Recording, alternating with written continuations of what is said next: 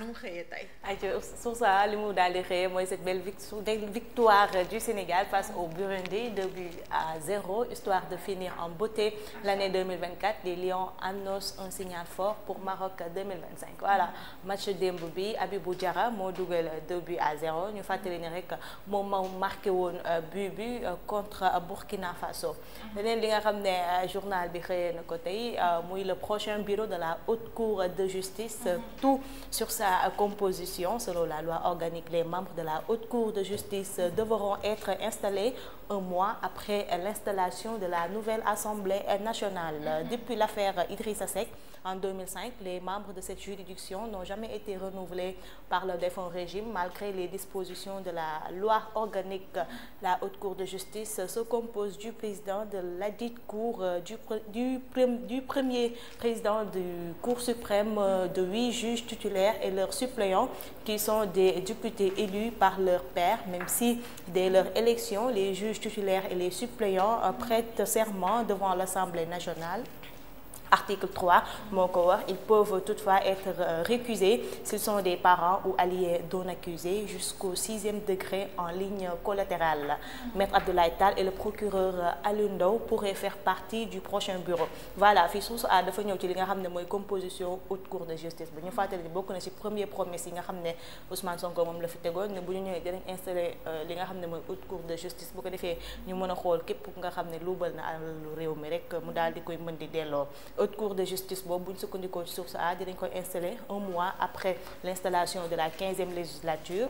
Depuis affaire Idrissa Seck ba tey juridiction boobu renouvelé wuñu ko fii ci réew mi ñu ngi xamal ne tamit ñi ko nar a sekk mooy le président du ladite cour ak ki nga xam ne mooy premier président cour suprême waaye tamit 8 juges dina leen fekk ci composition bi ak seeni suppléants.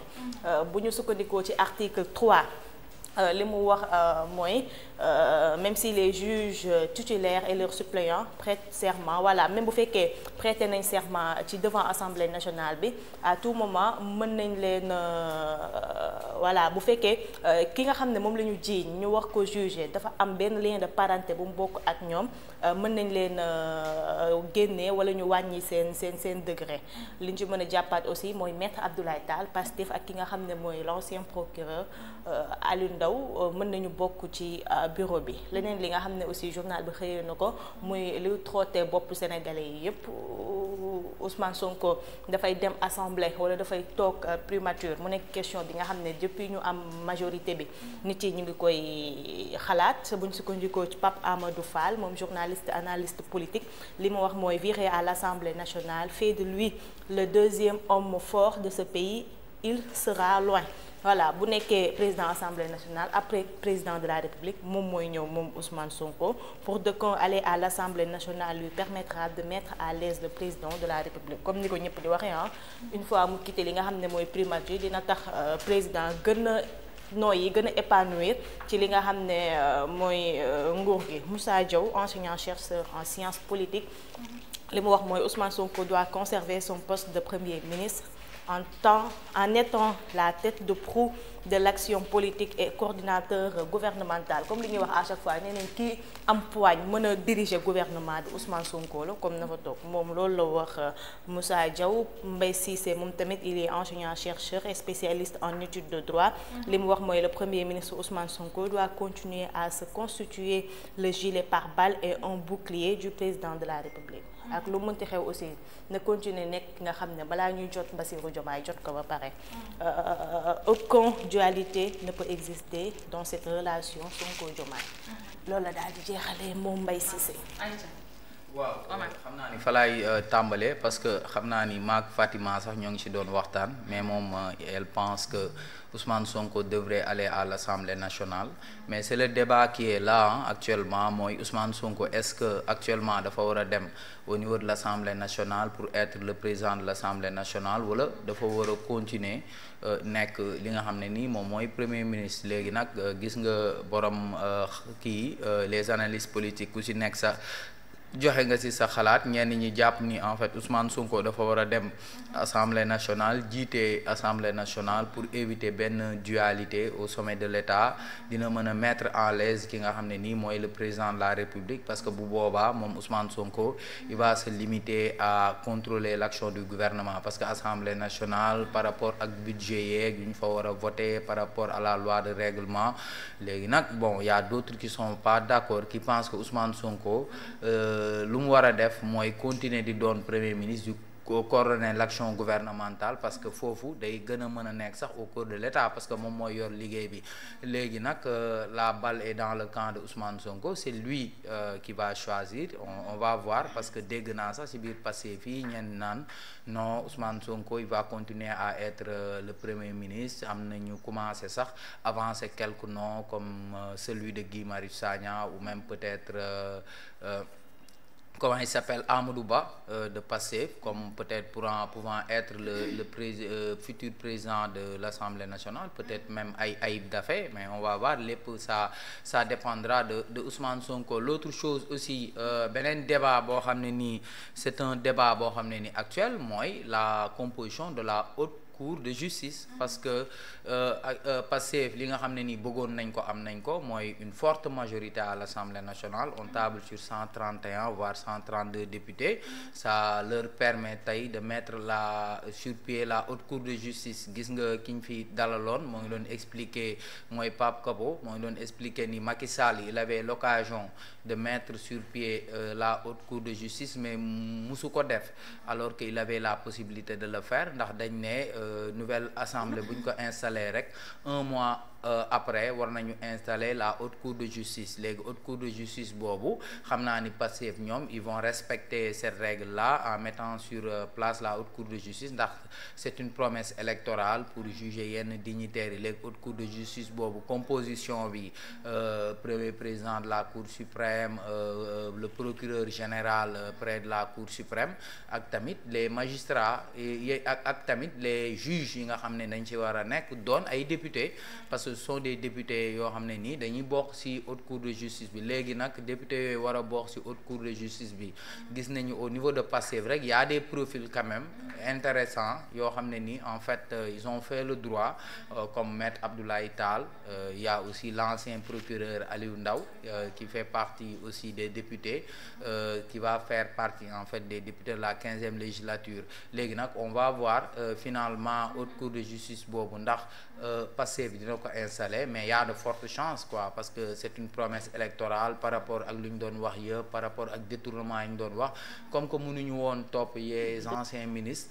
dans les juridictions communes léegi nag communes comme les juridictions de droit commun léegi ñi nga xam ne ils ont un privilège de juridiction comme le président même de la République le premier ministre le président de la République waaw mën na ko topp pour haute trahison boo xoolee ci biir papier bi sax moo ngi ci mais haute trahison les gens disent que en fait ni ñu ko définiree moo vague quoi donc c'est un délit wala c'est un crime fourre-tout léegi ça dépend ci ñi nga xam ne nii ñoom ñooy teg dossier boobu ñoom ñooy xool lan la ñuy jàppee haute trahison mais en tout cas actuellement c'est l'autre débat qui est récurrent leneen li nag bon c'est la belle victoire de l'équipe du Sénégal face au Burundi ñu gis ni c'était comment dirais-je la 4e victoire de Pape Thiaw en tant qu'entraîneur des Lions du Sénégal 4e victoire parce que boo xoolee moom depuis qu'il est là il a remporté tous ses matchs démb nag c'était face au Burundi au stade Abdoulaye Wade de Diamniadio gis nañ ni les 2 buts ont été inscrits par Habib Diarra qui joue au RC Strasbourg il est un milieu de terrain mais parfois il joue milieu offensif donc ñu gis ni équipe nationale du Sénégal quand même avec Pape Thiaw moo ngi teg ay jéego on voit un jeu plus fluide on a vu aussi le repositionnement de Iliman Ndiaye qui tantôt vient au milieu de terrain pour faire sortir les ballons tantôt il joue excentré gis nañ ni démb aussi quelqu'un comme Ismaïla Sarr il était sur le banc mais en tout cas cette équipe nationale version Pape Thiaw a une belle gueule comme on le dit léegi nag on va voir est-ce que finalement les attentes ne seront pas déçues parce que prochainement ils vont aller à la Coupe d'Afrique en 2025 mais il y a aussi les éliminatoires de la Coupe du Monde. waaw fa ñu jëm ma xaw a tiit rek Maroc. ah lan mooy problème beeg Maroc da nga ragal Maroc. waaw dama leen a ragal de. ah da nga fàtte ni dëkku naar yi lañ jëlee coupe. beneen waaye Maroc la nag. Maroc la nag Égypte lañ jëlee coupe waaye Maroc la Maroc ba pare Maroc dafa am ay joueurs yu mag yu fa nekk ay ponkali maami joueurs. waaw ay ponkali maami joueurs ñoo nekk Maroc ba pare nekk pays organisateur te. Maroc rek seen championnat rek c'est un championnat relégué. voilà léegi nag man daal final ba daal bu dee Sénégal Maroc dinaa tiit loo. Algérie qualifié na. Algérie sur bête noire je pense qualifié na yàlla buñ taseeg moom. na toog te waaw ñun naar yi moom. waaw naar yi Algérie rek ñu ci problème bi de. waaw si ñun xam nga Sénégal dëkku naar yi sax nañ ñuy yàgg sonal quoi. dëkku parce que xam nga naar yi ñoom. mais Maroc moom footballu saay lañ lay def. dañuy mën nañ tëj camp yi jékki-jékki rek dugal la benn nag. Guinée normalement dina dem mais Guinée am na équipe avec les Cheikhou Guirassy là bu nekk actuellement à Dortmund Guinée équipe bu baax la yor de yaakaar naa ni bon dinañ xaw a sori. ok merci beaucoup Aïcha. Moussa ñu dem ci beneen journal.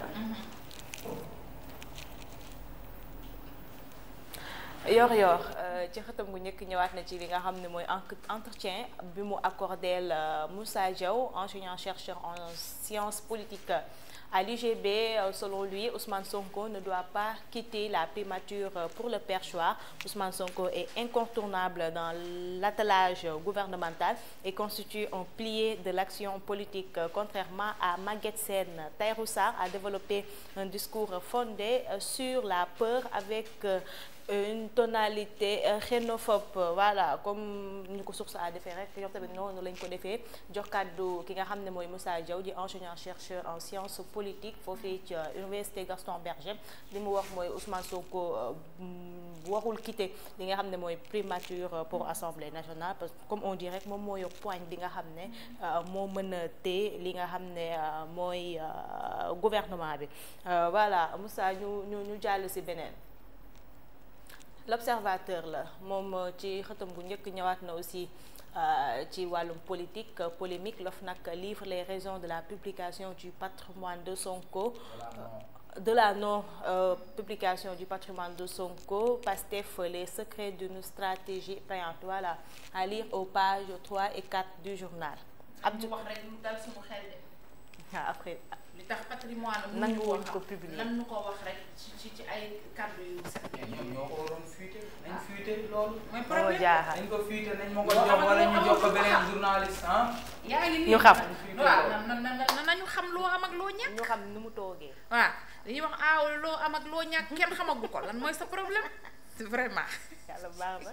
Abdoulaye Wade, un corps sans vie. À presque 100 ans, Maître Abdoulaye Wade est toujours sollicité par les leaders politiques qui cherchent à renforcer leur position. Mais cette surexploitation de son image divise autant qu'elle renforce le lien indéfectible du patriarche à sa passion politique.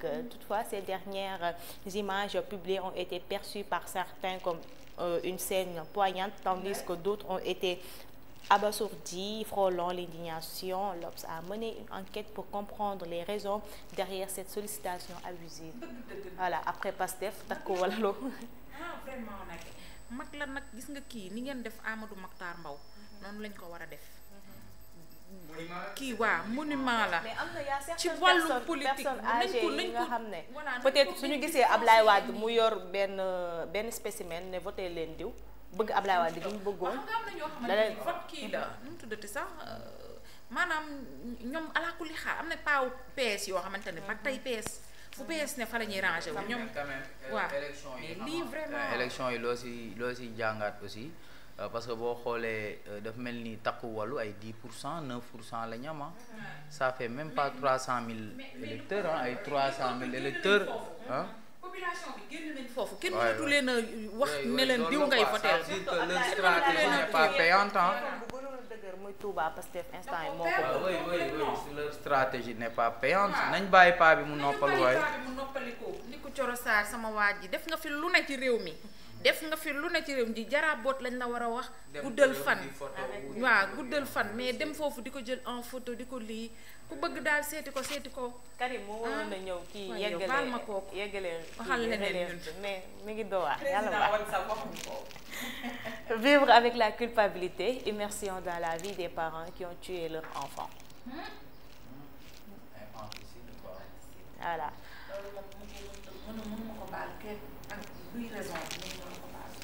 Dana waar de. Aïcha Moussa ñu dem ci beneen journal. Tribune. Xëtam bu njëkk moom Birahim Seyd la jox kaddu qui dresse le portrait du futur président de la 15e législature. On veut un président qui redore l'image du Sénégal, quelqu'un qui saura répondre aux attentes du pouvoir et de l'opposition au bénéfice des citoyens. Traditionnellement, les Sénégalais ont une mauvaise perception de l'Assemblée nationale. Voilà, toujours avec cette question, qui va diriger li nga xam ne mooy l'Assemblée nationale. En tout cas, Birahim Seyd moom mi ngi def le portrait de l'homme idéal pour notre parlement. Leneen li nga xam ne journal bi ñëwaat na ci muy législative anticipée yi daal di def indi les interrogations sur les absences de Macky et Karim mooy candidat Watson. Macky am na benn capture bu ñu ko xale capture mu jël téléphone ni indi ko ci kanam di zoom. Ani ko di vocal.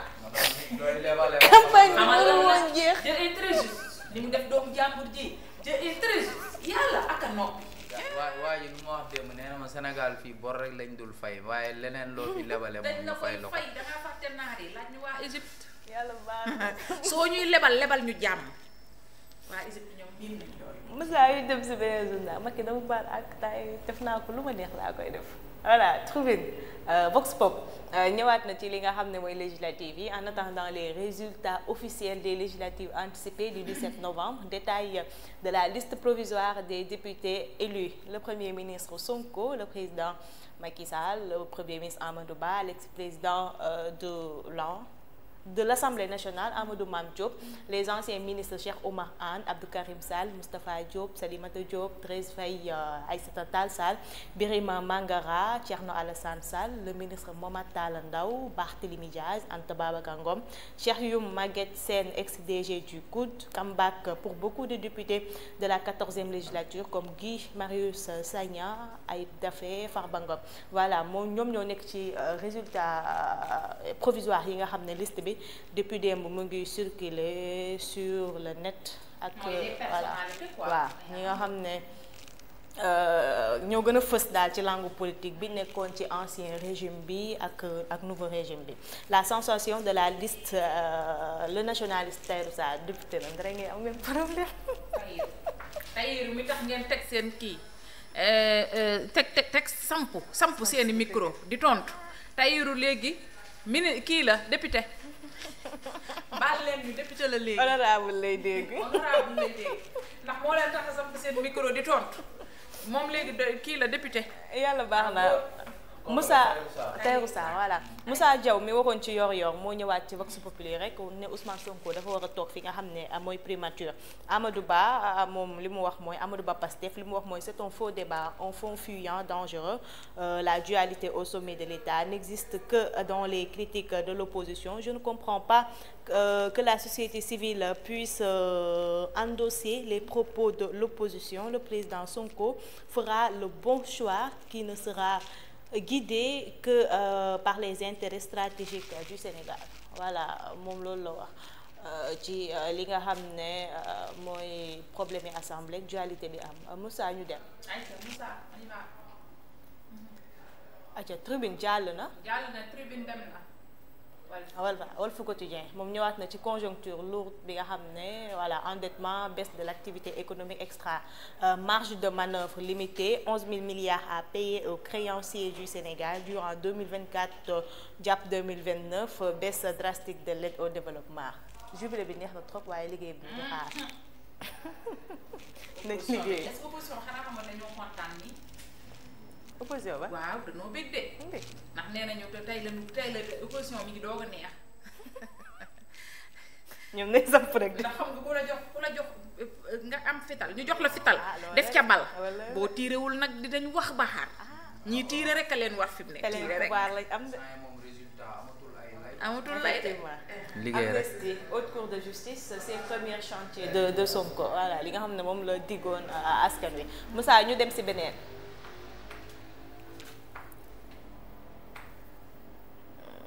Tribune Sport ñëwaat na ci qualification au Sénégal bi Pape Thiaw termine en beauté et quitte la tanière wala moo tax muy dem ma yaakaaroon dañ koy mujjee tee sax. waaw mais intérimaire la mais mën na continuer nekk loolu ça dépend de la fédération et je pense pas que actuellement quand on a un entraîneur avec une équipe qui gagne qu'on le change je pense pas qu'on parce que d'habitude mais Aliou Cissé on ne gagnait plus. gagné wuñu woon 3 4 5 2 yow match Sénégal de fii la ñuy toog nga naan ma kii ma ne la xaw ma match bi nu mu kii parce que Aliou Cissé demoon na ba kenn seetaanatul. doo teg 3 4 5 2.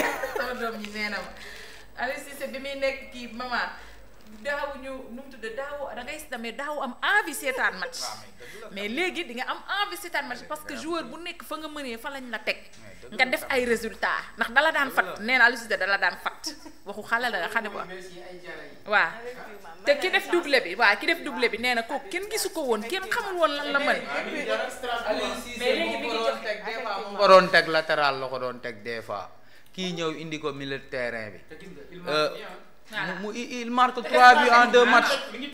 ah oui bon football la Jara il n'a que 20 ans la am booy géej di ay waaw booy notaire la. fii ngeen ko fi wax Aliou jéggal ñu jox ko photo mu tàggoo Aliou jéggal. waaw Reug démb demoon na si match bi yóbbaale ceinture. waaw Reug il a été. demoon na yóbbaale ceinture bi. waaw Reug moom mais nag mi ngi dajeeg ku garaaw. Boy Niang la war a dajeel. est-ce que du déclaré forfait. Les lâchers d'eau font mal à l'agriculture sénégalaise plus de 2000 hectares agricoles inondés. loolu ci côté Matam yeeg yooyu la de. waaw ba pare le cru mi ngi wàcc. waaw nee nañ moo ngi wàcc waaw maa ngi dégg dem ñu ne moo ngi wàcc quoi. baax a baax waaw 3 milliards de francs CFA lañ teg ci digganteem ak Amadou Ly, homme d'affaires sénégalais basé à New York et PDG de Steam Consulting International, prévoit d'organiser un événement marquant l'Afrique, un combat entre Reug, champion du monde des poids lourds de la One Championships, et Francis Ngannou. 3 milliards. De francs pour gagner 3 milliards. Amadou Ly, homme d'affaires sénégalais basé à New York, mooy organiser li. 3 milliards. yow. waaye mais maa na xaalis mais laa mujj maa du jaaree dee. loo wax 3 millions d'euros ça veut dire 3 milliards de francs CFA. 3 millions d'euros c'est waaw yooyu la. waaw kay Reug du moroomu benn mbër bu fi ne di fii dafa yee ko 100 millions. est-ce que du déclarer forfait balaa janvier. boo ñaar mais lu tax Reug nag kaa ma xamal la NMA la aay de aayul bër de. te nag sa waay duma fi Bombardier nga ne aayul bëre. aayul bëri xeex la aayul bëri te Boy Niang doomu mbër la.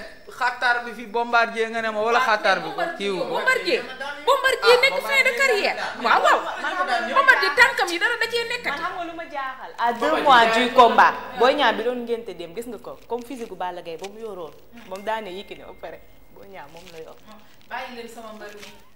bàyyi leen sama mbër mi doomu kii nu mu tuddati sax doomu dogal bi bàyyi leen jàmbur waaye Bombardier bàyyiwul ba tey. bàyyi na waaw yaay booy wala Moussa leen dafa ma Aminata Mbuub man damaa sant. dindeel ayca dina ko dindi léegi dindeel Mbuuba Jali gi